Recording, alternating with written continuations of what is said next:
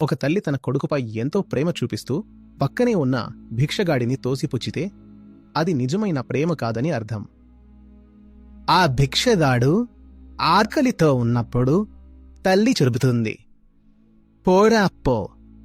కాని తన పిల్లవాడిని చూసి అంటుంది, రా నాన్నరా, ఇంకొంచెం తిను. ఇలాంటి తల్లికి అసలు ప్రేమే తెలియదు. భిక్షగాడిపైనా కాదు, తన పిల్లపైనా కాదు.